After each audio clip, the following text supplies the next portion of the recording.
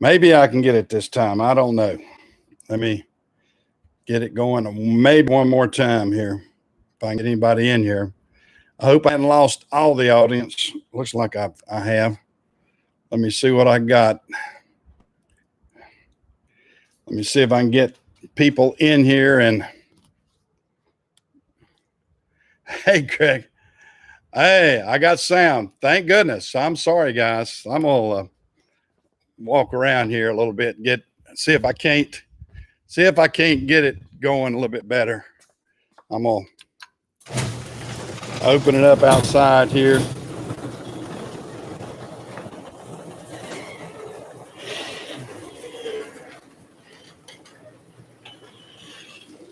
I'm opening up the shop.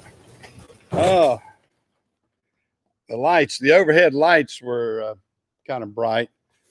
I don't know. See if I get out here in the bright sunshine. I don't know which direction I ought to point this. I don't want to lose my audience again. I'm buffering a little. Okay. All right. Well, I'm up here at my shop, and it's supposed to have good Wi-Fi. That's what I was trying to get away from. Hey, Dan from Pennsylvania. Okay. My face is super clear now. Okay. Well, I'm trying to walk around and get the best shot I can. So I need to stand in the shade, Greg. Okay, that's probably what I need to do. I'm sorry about all the movement, guys. I was trying to get a good shot, and when I got away from the Wi-Fi, I'm gonna kill these overhead lights because it's almost too bright in the camera. We got these LEDs. Let me see if I can do a little bit better with that. You can still get a natural look of what my shop looks like. Yeah, I had a bunch of trucks running yesterday. I had all but one that was supposed to be running, and they kind of, let me get over here on Larry's desk. I had all but one running, and it was I should have had it running too, but they kind of messed up on a drug test. They didn't call me to tell me to get one of my drivers down for a random drug test.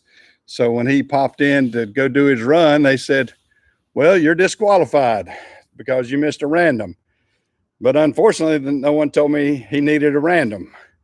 So I guess they expected me to have ESP. Oh man, I'm trying to get to a location that hopefully that doesn't look too bad right there. I don't know. But if I get it too far away from me, I won't be able to read it. Oh, hold on a second. I'm between the old man's eyes here trying to read everything and getting a good shot in the building at the same time too. I had it on the other screen a minute ago so I could see the text a little bit larger. I've got it on my laptop. Let me see if I can increase the, yeah, there I go. I can increase it that way. I'll get smart. I don't have to look at me that much. No, I didn't throw a big party last night. We had some hamburgers and hot dogs, and I burnt those in the process too. I got them a little bit. I got busy and let the fire get a little bit wild on me.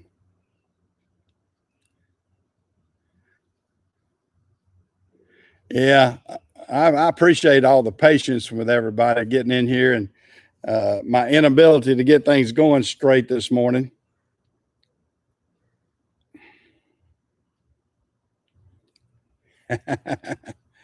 Yeah, I like having everybody in here. We got a good crowd of people that like to chat with each other. No, I didn't make it to Phil's live stream yesterday. I was actually cooking, and I saw some of it after he ran it. Well, how are you, Mr. Flicks? Uh, yeah, I didn't get on Phil's live stream because like I said, that was right at supper time for me. So I was out burning the hamburgers, unfortunately. Uh, yeah, uh, I didn't get an opportunity to jump in there. Like I said, I picked up after the live stream and saw that he was on, but I wasn't able. Hey, James, how are you? Yeah, I'm usually on there, but I was just tied up with some things. You know, sometimes I can't get on all these streams. I try to. I got a lot of the friends that I like to get on their streams when I get an opportunity to. Uh, CP's wears me out. He, yes, I try to get on CP's occasionally. CP Tool Addict, but boy, his streams wear me out because he goes on and on and on. He'll go for 3 or 4 hours, and I just can't dedicate that much time to it. I don't mind jumping on and 45 minutes to an hour, and try to do that kind of stuff. But yeah, CP, boy, he can get them rambling on his. He can really get a crowd. Well, I hope everybody had a. Yeah, I like CP. He's a good guy. Uh, he, but he does get a crowd. He gets them rolling.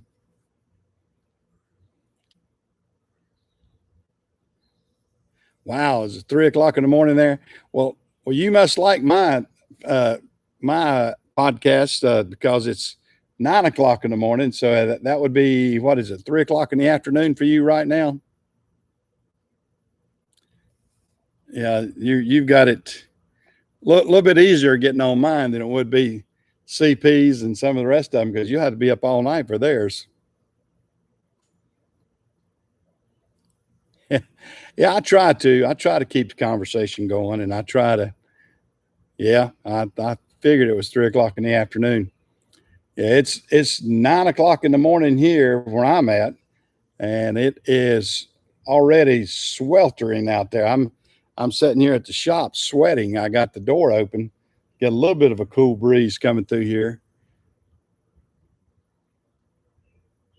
Oh yeah, and I guess I felt that looked a little bit more like 4th of July festive. Yeah, it's 8:20 out there where Chris is. Yeah, yeah.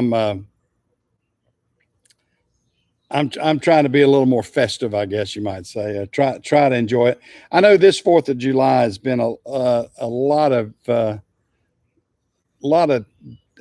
whole different attitude, and it's really tough out there right now. It's tough even saying things to people because people get so upset.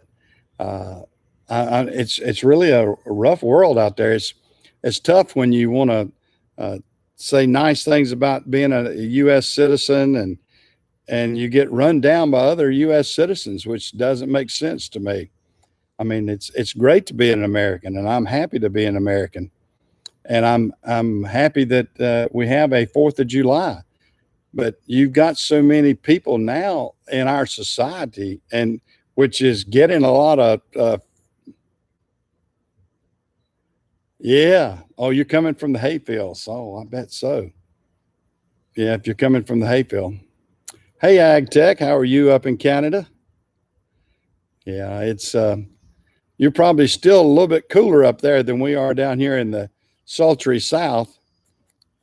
We're like I said, it got up to 97 or 98 degrees with a lot of humidity yesterday, and it's already warm down here this morning, and the humidity seems to be really creeping up.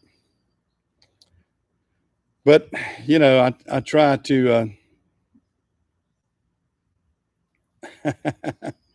Yeah, just talk. Well, I tell you what, the world is. Oh, you're in Ontario, David. Okay, yeah, it's hot. It's really hot up here. I mean, down here, not up here. It's really hot down here in the South. I like it. I like warm weather. I don't. I don't want to get out here and work too hard out in the middle of the day, but it's nice weather. It's nice weather, and yeah, and I'm used to it. I'm used to it here. It it's the time of the year. I like the spring and fall pretty good. The summer I like also, but as I get older, it's tougher to deal with it than it was when I was young. When I was young, I couldn't wait for the summer to get here because of all the, so warm. I could run around barefoot. I could, go swimming, just everything like that. That was so pleasant for a young boy. But now, as an older man, it's not quite as the fun time as it used to be. But it's still a good time. I mean, I can reflect on those years. Yeah, April and October are nice months too. I like those times of the years. I like uh, my wife knows I like October. We got married in October, so I will be married 50 years this October. Yeah, I tell you what. Yeah, it's yeah. Chris lives out in Kansas, so Kansas and Oklahoma. Yeah, those are can be hot places. And the problem with Oklahoma, you can't. At least you can get under a good shade tree out here in the South. I mean, I've got a lot of shade trees, and I don't. Uh, also, you're getting. Oh, that's when you're getting married, is it, Chris? Well, we got my anniversary is October 29th. Uh, so that's when I got married. No, go ahead and do it, Chris. I believe Chris has got him a good one too. Uh, yeah, it's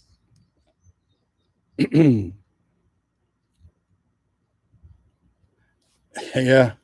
Well, I tell you what, it's so it's in the mid 80s with humidity up there in Canada, huh? Okay. Yeah, the globalists, the global warming, the globalists, the chicken little people, they're running all over themselves trying to figure out their different theories that have gone bad, and I just kind of take it in stride. Hey, Daycab, how are you? You out delivering that fuel? Well, hey, Craig, how are you?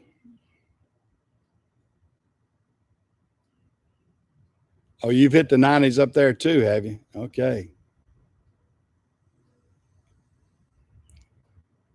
Wow, 8 or 9 inches of rain. Yeah, that's a lot of rain. We had a good bit of rain in June. Now, in July's been fairly dry so far.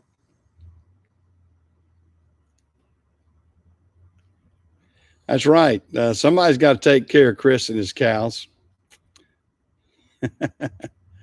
Yeah,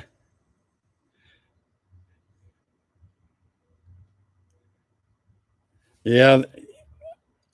I I can't complain. I got a good one 50 years ago, and I'm very proud. I'm very proud to to say that I did, and I'm wouldn't change it for the world. Oh, have they? I didn't realize Selma, Tennessee, had been getting some flooding. We got some heavy rains a couple of weeks ago, but not so much the last week or so. We've had some thunderstorms that have come through here and dropped a good bit of rain real quick, but I mean those have been scattered.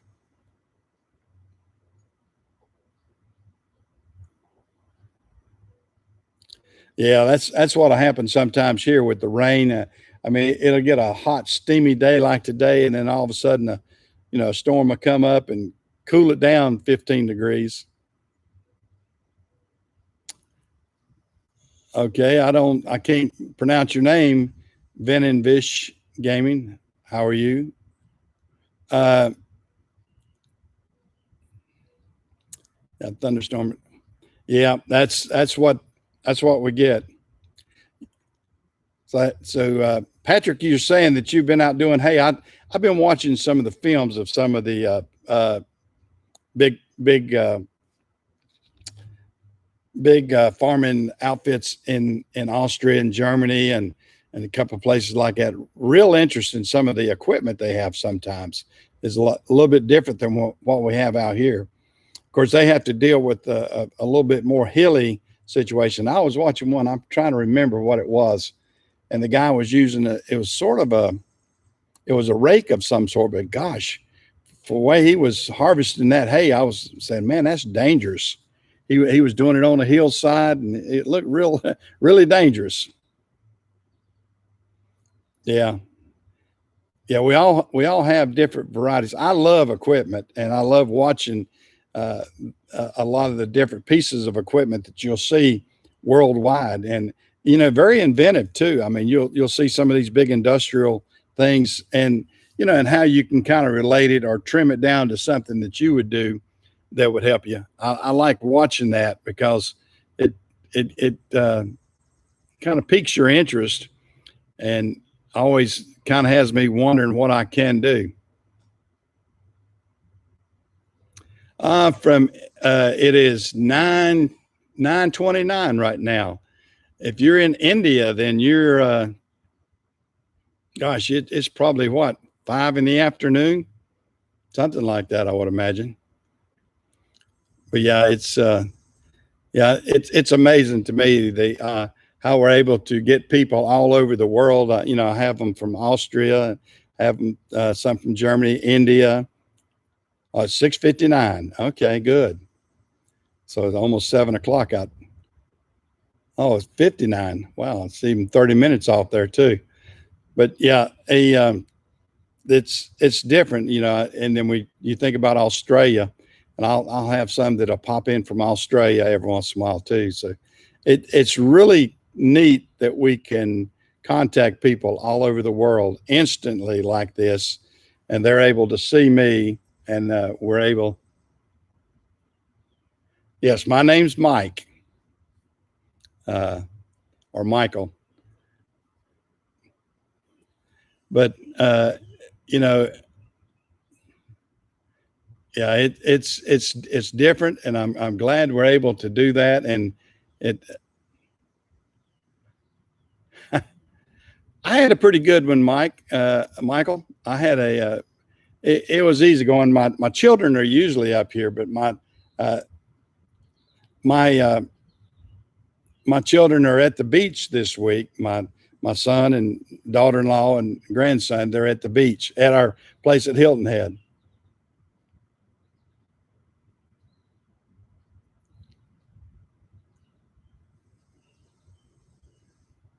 Oh, that's great. That's great, Patrick. That sounds very good.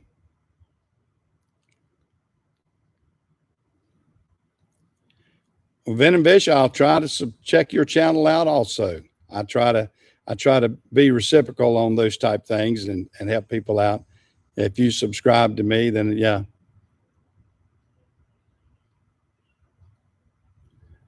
Uh,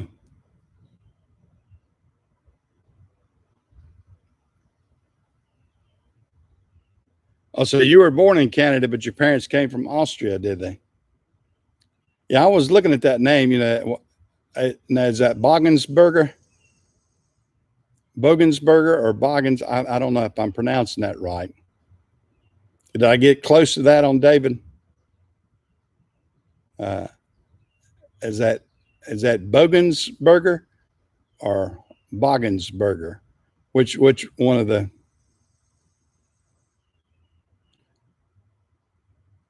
which one of the two? Which one of the two is? Am I close to any of the pronunciations on that at all, David?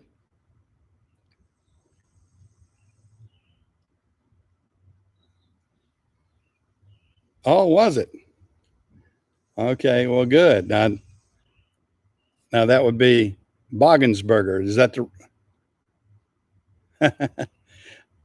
Boggensberger? It'd be David Boggensberger. Is that right? Give me a thumbs up. Yeah.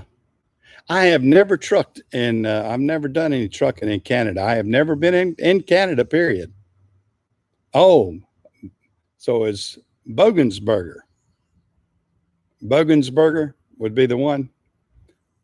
Is that the right one then? Bogensberger.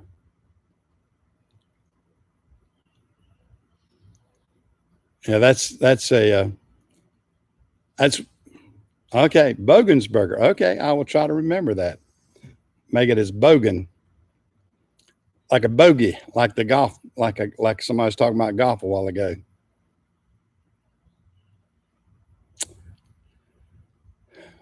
Well, I motivate myself by just getting up every day and trying to do the best I can.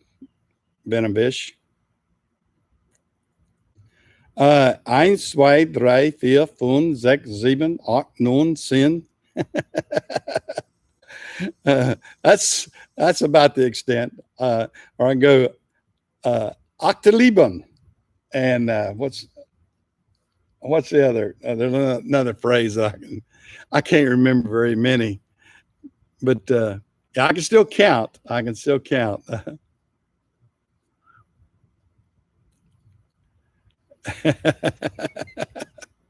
Elf swap. Yeah. Well, I can. Yeah, I can go. Yeah. Eins, zwei, drei, vier, fünf, sechs, sieben, acht, neun, zehn. Elf swap. Was it Tryson? Oh gosh, I used to count up to about 50 in German, and because and I loved being able to do that.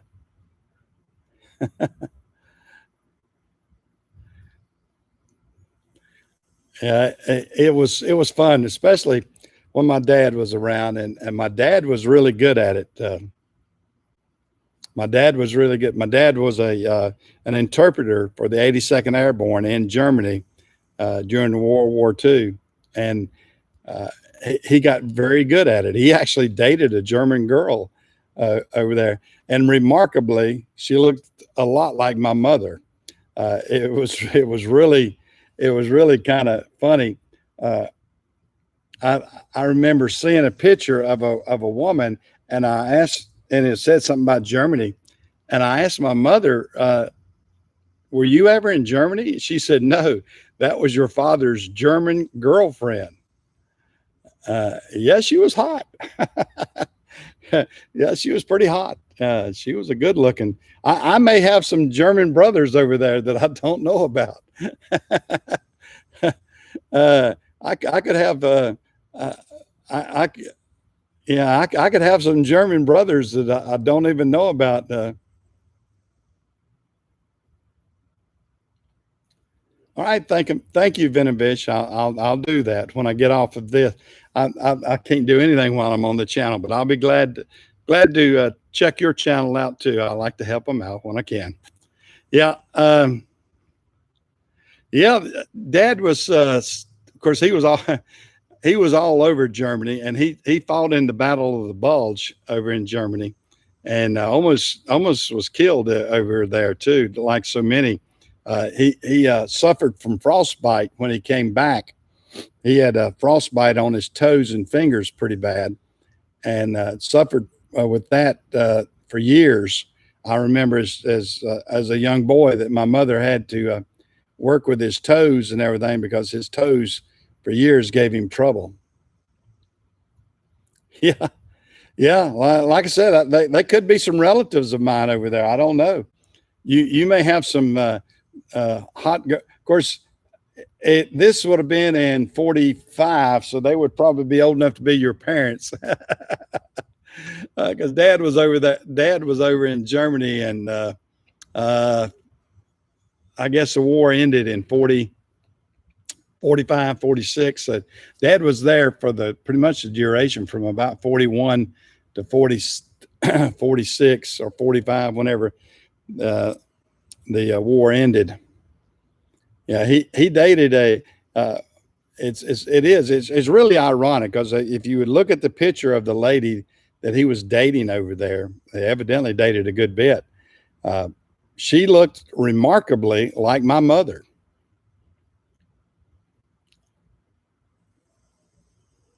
And you got free from us in 55. Okay. Yeah. That's probably so. Yeah, it was something else. War and things like that really changed the world.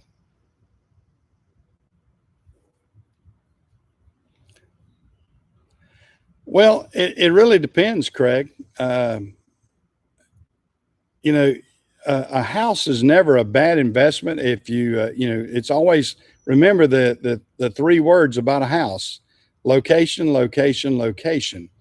So if you buy real estate in a good area, then you probably won't have any problem with that. And as far as going into business, you're going to have to. It depends on what type business. Are you going in something unique? Are you going? Hey, Rich, how are you?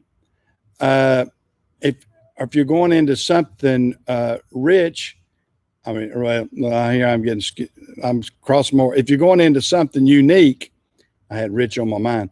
Um, if you're going into something unique and something that you feel like there's a demand for, then I think you know you take advantage of your opportunity.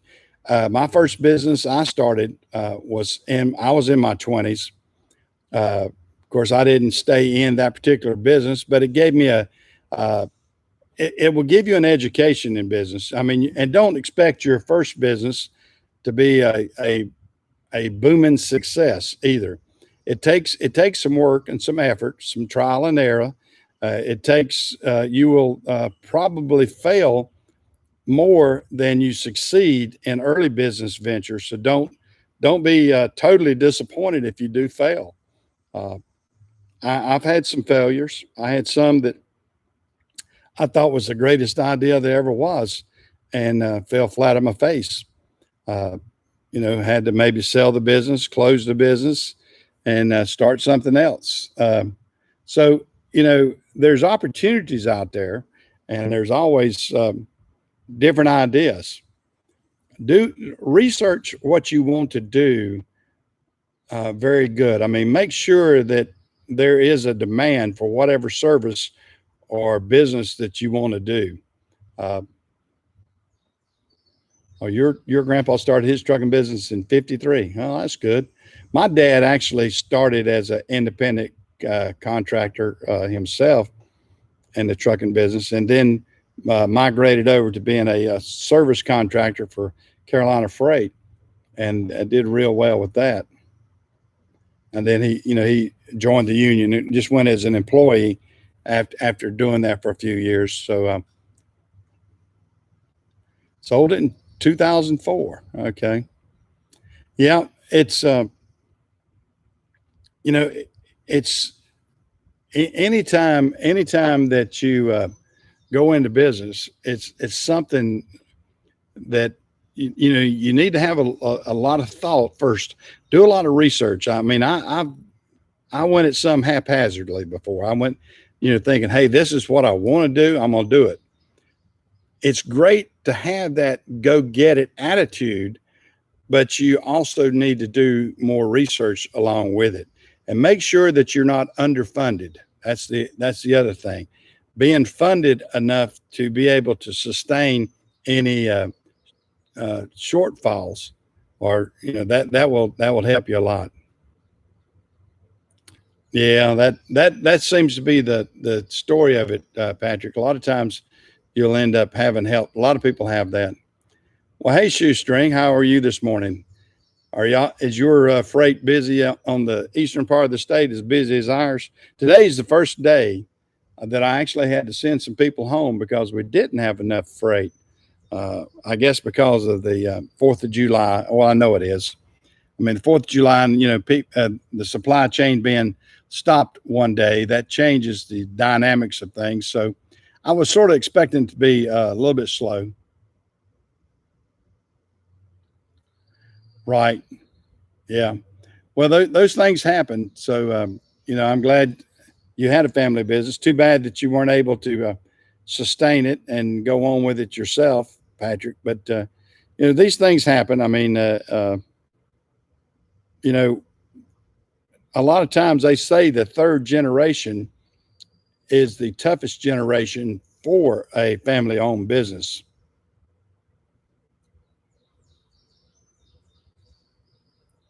Also, you're up here close to me then if you're at Grandfather Mountain. I'm Grandfather Mountain's about probably 100 miles northwest of me right now. Not too far west, but just kind of straight up the road from me. Oh, you hauled a FedEx load yesterday. Oh, wow.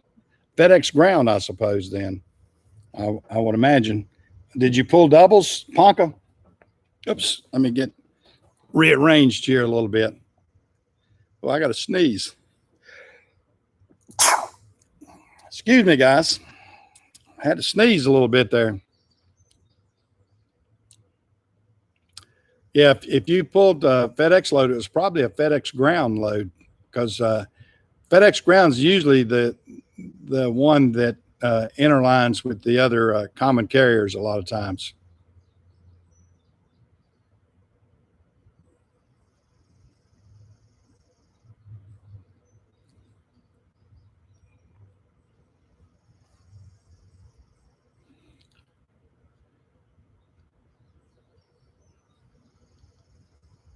I don't. Amazon's building them everywhere, Rich. I was a contract, and I say was. I was a contractor with Amazon, and I actually got started early on with them when they started using contractors.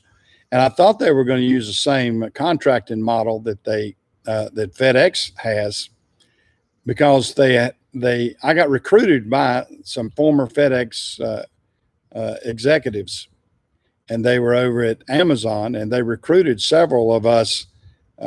There were FedEx contractors, and several of us came over. Unfortunately for me, I was not too happy with Amazon. Amazon is a big behemoth, and they do everything to suit Amazon, regardless if it suits you or not. They could care less if you fall off the cliff. They don't have very much loyalty. That's the whereas FedEx does. FedEx is a very loyal company, works hard to keep their contractors busy, keep their contractors in line, keep their contractors in order. But Amazon, they could care less.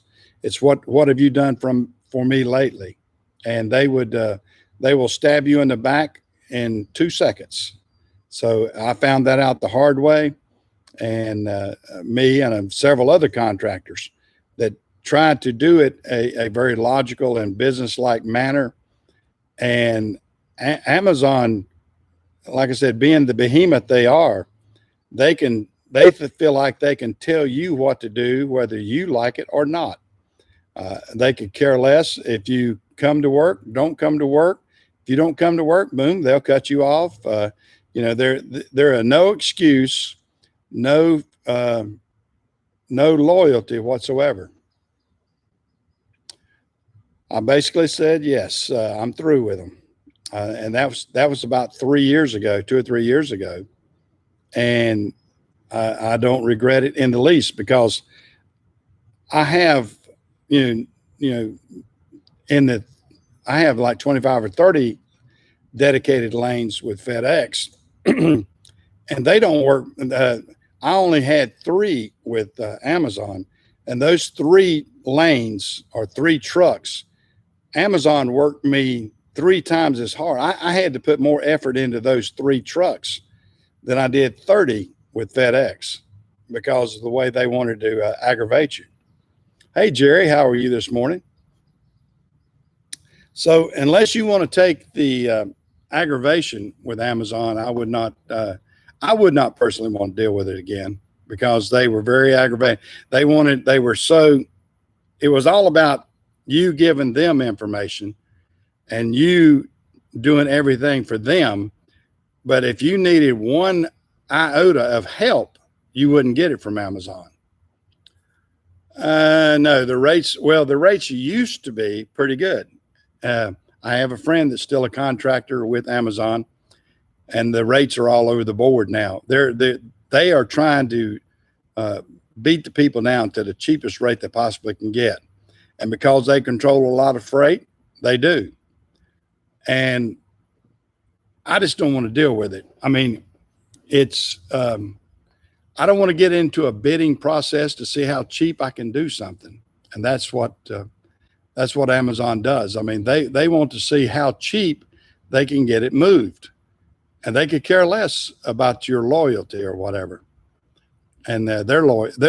It's the least loyal company that I've ever been involved with that is so big and has so much freight. I mean, you would think that you would think that they would be more loyal and keep a lot more contractors involved, but they're not. They're the least loyal. Right, and that's what it's doing, Dan. It's a race to the bottom. It's a race to see how cheap you can get it done. I mean, I guess it's good business for them, but it definitely is not good business on the other end. It's not favorable for a trucker to try to do what they want you to do. I mean, they really will beat you down to a pulp, and I was not impressed with that at all.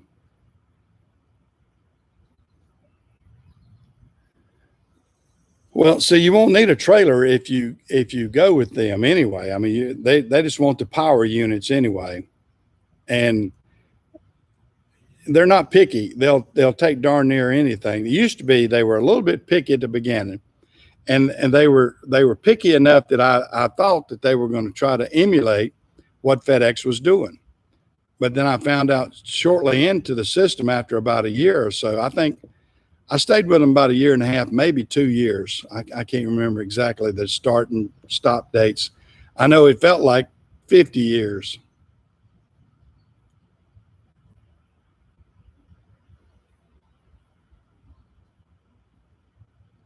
Well, and that's exactly right, Ag Tech. I mean, it's better to not move your equipment if it's going to go out there and cost you to do it. I mean, you can't do it under cost. You do it under cost, you do it 2 or 3 times, then all you're doing is tearing up your equipment, and you won't have the money to repair it.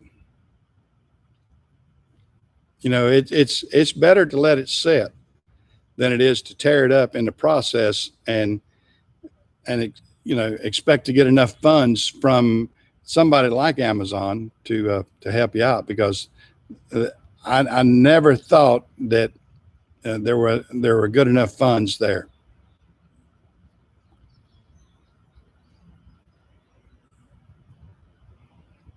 Well, that's what you'll do. I mean, it's I mean, I can give you an example. Like I said, I had a truck. And here is the very last trip that I drove for Amazon. I will tell you what transpired. I had a driver that was in Columbia, South Carolina. He pulled off the lot at Columbia, and as soon as he pulled off the lot, he noticed he was leaking a lot of air going to the trailer. Well, he stopped no more than 100 yards from the terminal, and he and I analyzed it. And I said, well, it sounds like you have one of those that your service valve's going bad on the tractor. And I asked him, I said, can you move the truck without the trailer? He said, I think I can. And of course, he checked it and he could. I said, well, if you can, keep it aired up good enough to get it back to the terminal, which was it just left. And he went back to the terminal, told him, was going to tell him to get somebody else. And I thought it would be kind of obvious, get somebody else. We're having an issue that just developed. And they told us, no, we don't want those loads back. You took it. You're responsible. It's your responsibility to get it to Charlotte. And I told him, I said, well, I can't. I said, you're looking, it was 2:00 in the morning. I said, you're looking at trying to get somebody out here with a road service. I said, I will delay the freight. I said, wouldn't it make more sense for y'all to get someone else? No, that's not their responsibility, they said. I said, well, whose responsibility? He said, it's yours. You took it. You were assigned to it. We don't care how you get it. If you have to be towed all the way to Charlotte, you need to get it to Charlotte. I said, sir, I'm not going to do that. I said, that's ridiculous. I am not going to be get out here and get towed all the way to Charlotte and cost myself thousands of dollars so you can have that load accepted to you on a load that I was going to get paid probably $200. I said, it's not feasible. He said, well, that's the way you're going to do it. I said, no, it's not. And I told my driver, I said, you go back around and stop in front of the terminal there and tell them you'd like to bring it back. Well, he went around to the gate. They told him, we're not going to let you back in. And I said, drop that load right there in front of that guard shack and let them deal with it. And he went out there and started dropping it. And the guard came out there and said, you can't do this. You can't do this. He says, watch me. He said, we'll have you arrested. He said, for what? Giving you your freight back? I said, I don't think so. I don't think you can be arrested for giving your freight back to you. And sure enough, of course, we were smart enough. That my driver at the time, he said, oh, I know a back way out of here. They won't even see me when I leave. So he did. He took the back way out. And then he came back around close so he could see. And sure enough, they had called the cops. They called the cops. And they tried to get him arrested for dropping the loads back in to the Amazon facility where they could get somebody to take it. Now, that's how ridiculous they were. Instead of trying to move this equipment in a proper manner, they wanted to make a big to-do about it, like we were creating a crime of some sort by trying to get their equipment moved safely. And I said, that's it. And that was crazy. It was really crazy. And I washed my hands of it. I called them. I talked to the executives of that, and I told them what happened. And I said, furthermore, and it was like a Sunday morning too. I couldn't get anybody on the phone of the regular dispatch, because at the time it would go to some telemarketer or phone service in India, which I couldn't understand. And it was really odd. It was really odd. But so that's the story why I quit Amazon. I said, if that company wants to go with that kind of situation and doesn't want to use logic, whereas it was not logical for me to stay out there on the interstate or near the interstate with a truck that was broken down. It wasn't going to be logical. First off, the freight would be late. I was trying to take it back and be nice to say, get another driver to take it. I'll make the freight late if I have to deal with all these obstacles. And they were always about, on-time freight. So I tried to do everything that was logical, but they were so illogical, it was pathetic. Oh, it was their trailer. Yeah, it was their trailer. No, their trailer didn't have the issues. My truck had the issues. I have to admit that. Their trailer was fine. And that's why they could have put another power unit under it and gone on with it. But, when we saw that it was our power unit, that the service line was bad, and it was going to take, 2 o'clock in the morning, I couldn't get a mechanic out there to put that valve on. First off, you wasn't going to be able to get the part probably. Secondly, it was going to cost me out the yin yang to do it. And it was logical for them to get their freight up to Charlotte on time by putting another power unit to it. But, I laugh at it every time I think about it, because it was so ridiculous that they wanted to do that. And, I still have, to this day, I still have the facts, the figures, the numbers, and everything to always hold my point and my conversations that I did that night, so I can prove my point. But I could care less. I mean, I washed my hands of Amazon and said right then and there, I will never do a business transaction other than buying some stuff on Amazon myself. I will never do a business transaction with them like that again. I will never want to pull for them. Basically, no. I talked to my dispatchers the next day when they finally came in with the normal crew. When they came in, I explained what happened, and they agreed with me. The ones that I talked to them, they agreed with me. Well, they shouldn't have done that. And I said, that's what I thought. I said, I've been in the trucking business almost 50 years, never had a situation like that where somebody refused to let me have it done the proper manner. They they basically, the warehouse wanted to wash its hands of anything on the transportation side. They were the warehouse. They closed out the loads. They gave the load to a driver. Boom, they're through with it. They had nothing else they wanted to do with it. And they wanted to give no help whatsoever to anybody. And whereas other people could have been called, and I would imagine, because I don't care what happened to the load.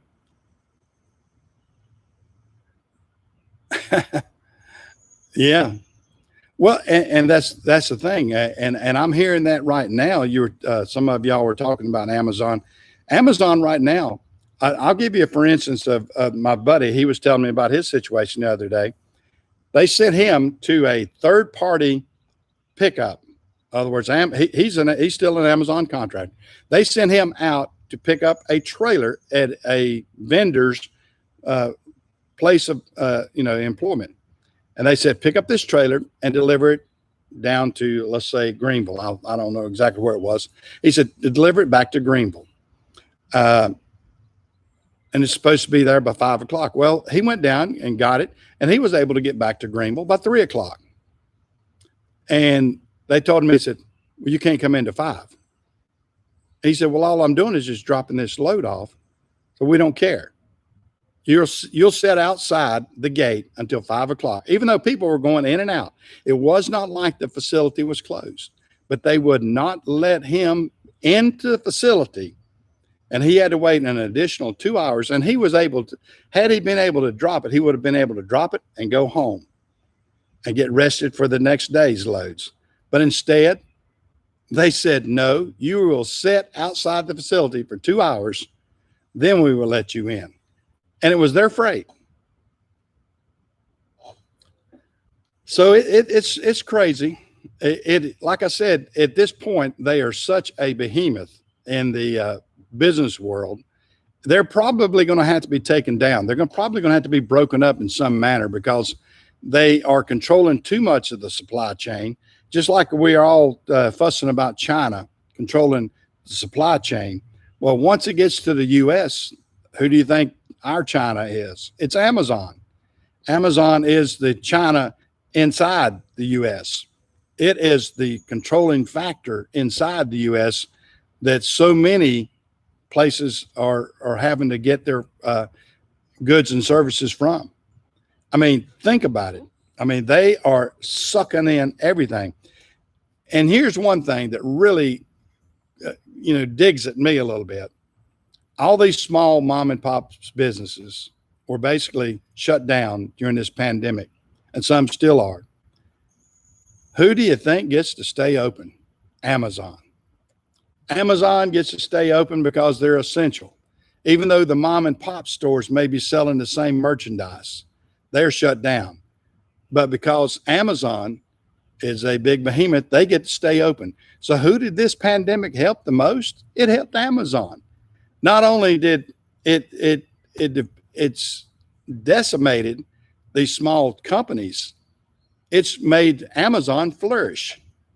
It was like that they were just given a big gift by this pandemic, because not only were they almost the only supplier out there, they were able to see their competition decimated and shut down. So any small mom and pop store out there right now that couldn't or can't get open and may not get open, Amazon just laughs about it. So it's really, really disheartening. Well, Walmart too, but Walmart not to the extent that Amazon is, because all the bigger box stores are benefiting from it. That's for sure.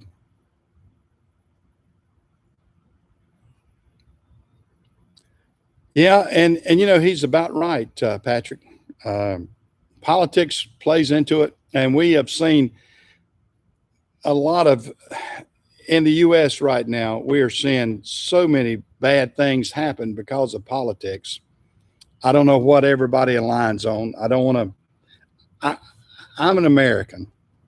I'm an American. I'm proud of the U.S.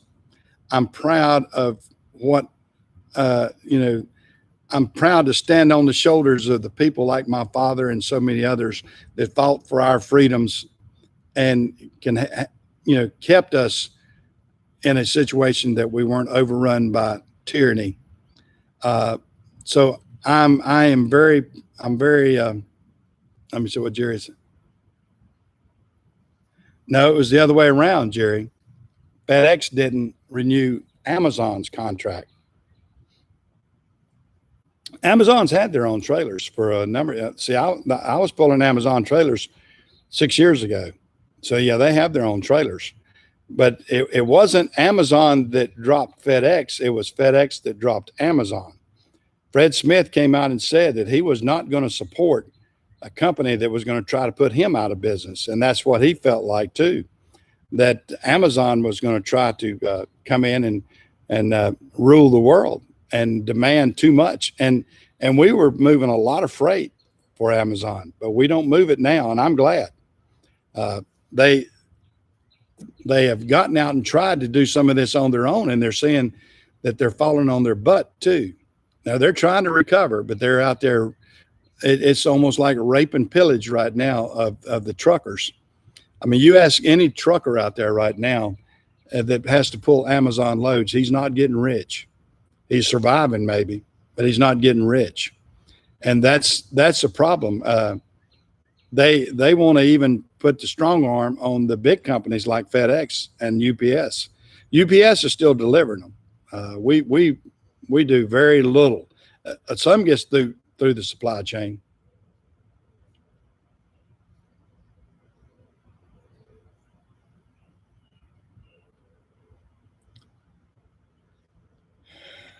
Yeah, it's that way, Patrick. That's for sure. Exactly. I know, David. I mean, we can preach all we want to the millennials. There's some millennials that listen. I have some that work for me that are pretty good, but there are a lot of them out there right now. You'll see them out on the protest lines. You see them out there rioting and looting. They're young kids with silver spoons in their mouths. The mom and dad has put them through college. Colleges have indoctrinated them on some bad theory and some bad politics, and giving them all these socialist ideas.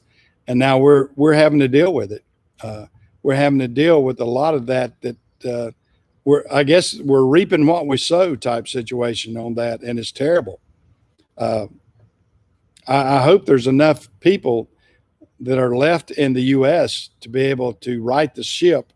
Let's get us back in the right way, as opposed to the way that some of the politicians wanted to do out there. I don't want to see us being a socialist nation. I don't want to be a communist nation. I mean, Venezuela is a good example of that. So I don't want that. I mean, and if anybody out there wants that, I feel sorry for you. You know, free is never free. Somebody's paying for it somewhere. And we have too many people that feel like they want everything for free. And I'm having to check my battery. I'm on battery right now. I just want to make sure I'm not running out. But, you know, we can only, we have to work. A society has to work right now. Oh yeah, I know it. Half the people don't know what they're protesting about. They just, it's terrible.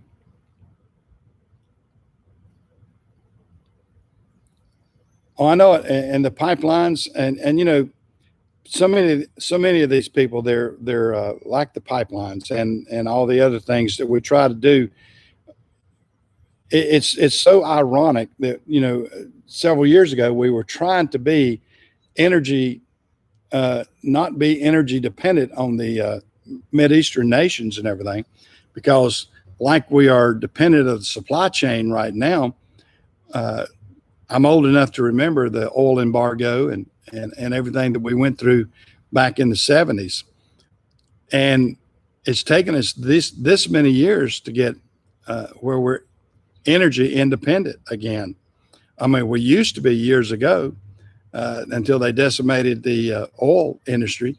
And now we're back where we're not energy dependent. And what are they trying to do again? They're trying to tear it down again.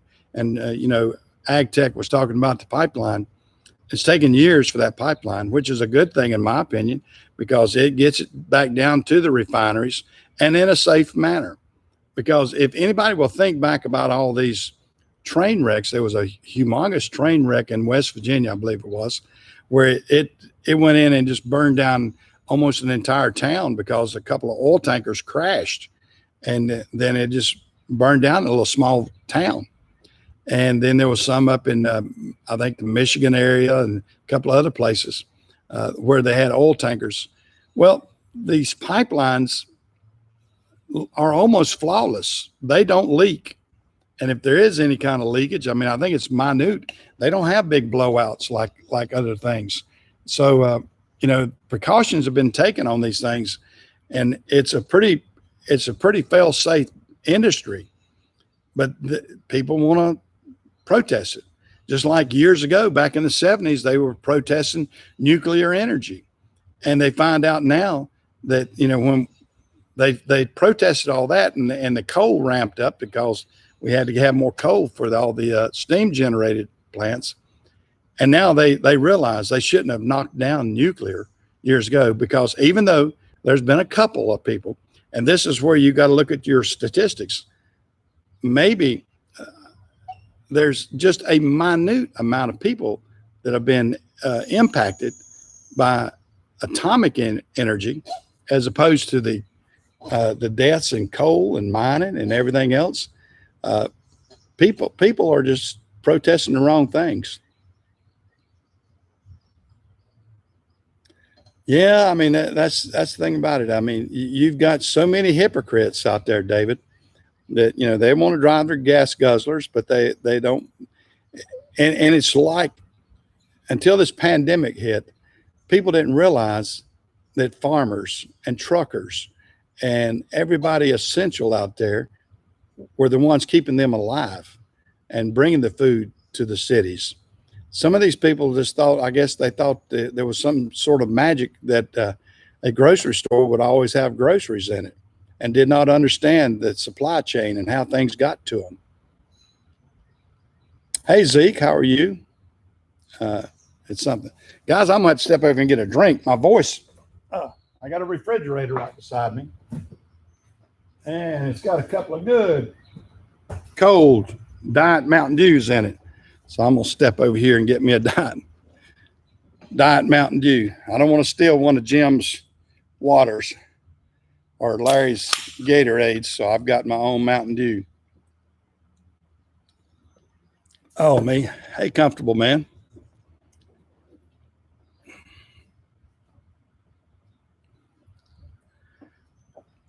Well, that, and can you blame them?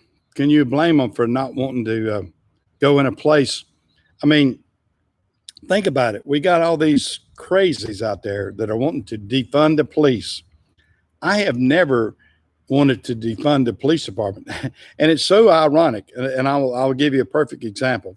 Unfortunately, I think maybe somebody was, I think it was last night before last, somebody was out there trying to block the freeway on I-5, and two people were hit by a guy trying to flee off of the interstate when he saw that he was getting caught up in this mess. And he tried to fly around it. Two people were out there. He hit two people. They went flying. So, and all the protesters out there, oh my God, somebody call 911. And I'm going, excuse me, aren't you the ones that are wanting everything defunded? And you're the first one that hollers, call 911. I mean, I heard it on the video.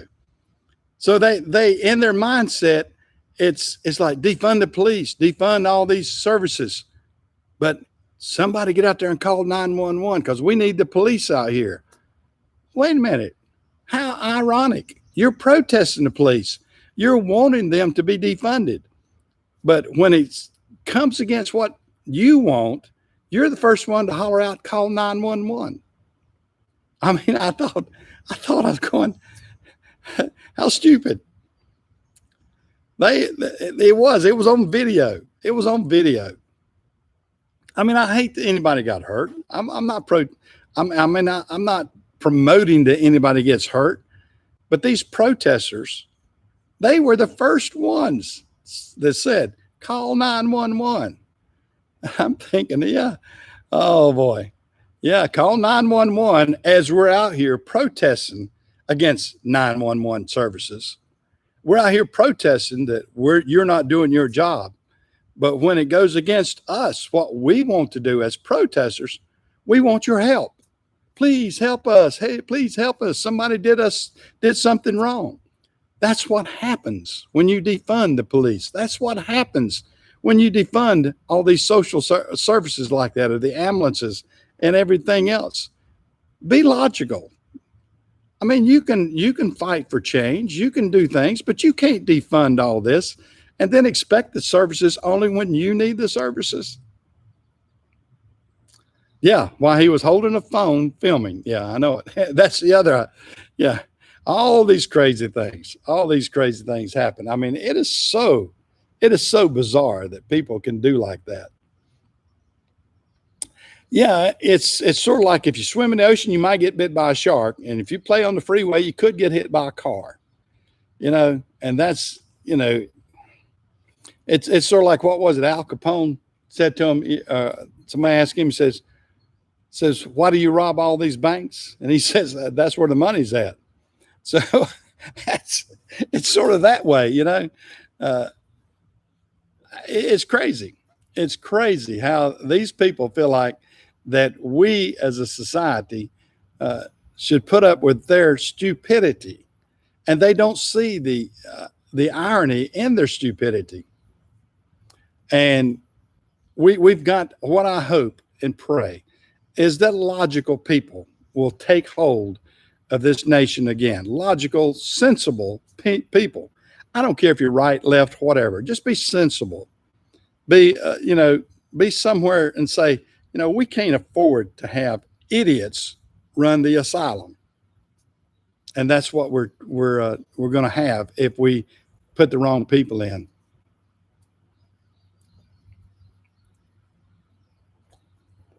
Yeah, that's exactly right, Tim. I agree. Play stupid games, you get stupid prizes.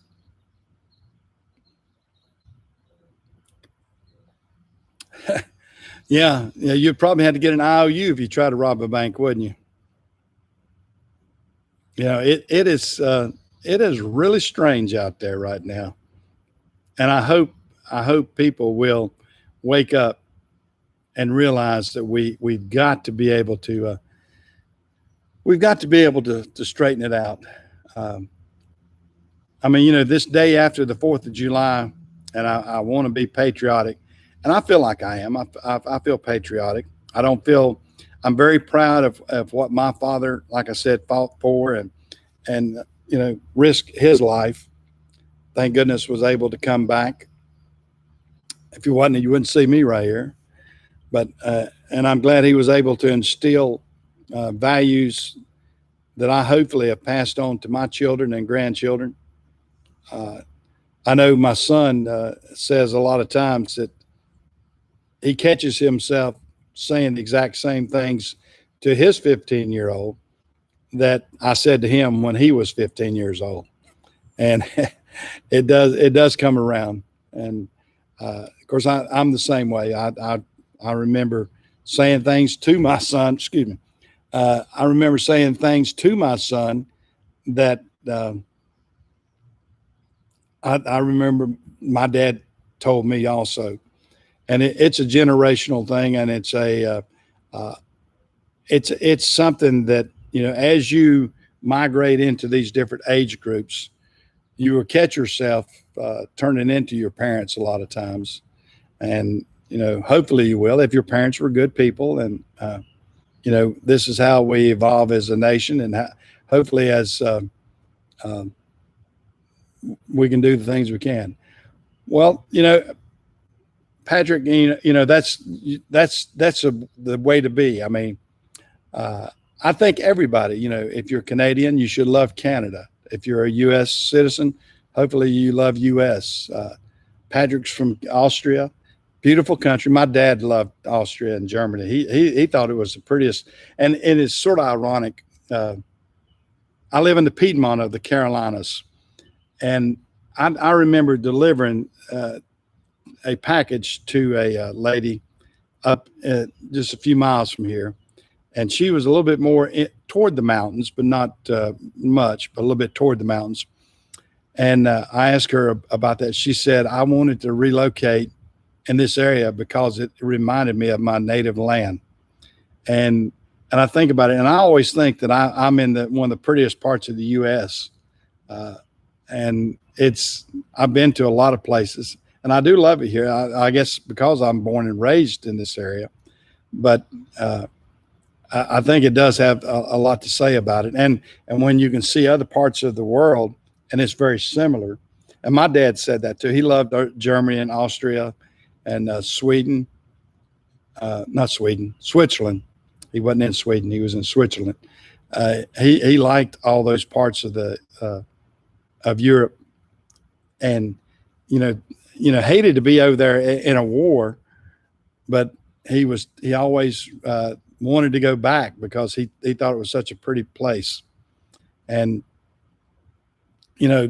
we all need to be proud of our heritage, as Patrick is with Austria. And Austria, like I said, is well renowned as one of the most beautiful places in the world. And I feel like we are too.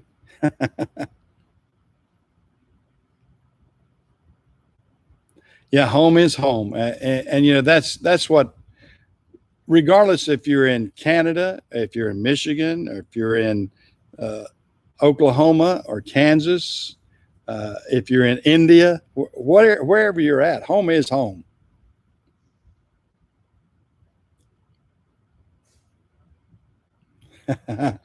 That's exactly right, Tim. That's exactly right. Yeah, you want to be when things are harvested, and as like me, I'm as I age and I have children and grandchildren, and I think about my time left on Earth, and I think about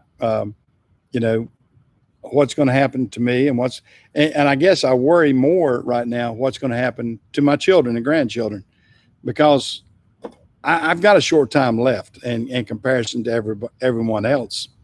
I'll be 70 years old next year. So I realize that, my time's limited, but I'm going to try to make the best of it. I try to get up every day and enjoy every day. And I try to be positive if I can. I don't like to have a negative attitude about things. Anytime you get up and you start off negative, that entire day gets kind of ruined. So I love doing these podcasts because I get so many positive guys on here. And, so hopefully we can give a positive outcome or positive forecast, I guess you might say, of what we think might happen and hopefully will happen. Well, I tell you, my voice gets it. I've looked at the clock here. I've been on here a little over an hour. So I'm going to have to get off, guys, because my voice, it doesn't hold up like it used to. I know I ramble on a good bit, and hopefully, we've had some good conversation. But I'll see y'all next week, or maybe even before then. I popped on a couple of times this past week. I may try to have some interviews and a few other things and pop on again. So y'all take care, and I'll catch y'all around. See you guys.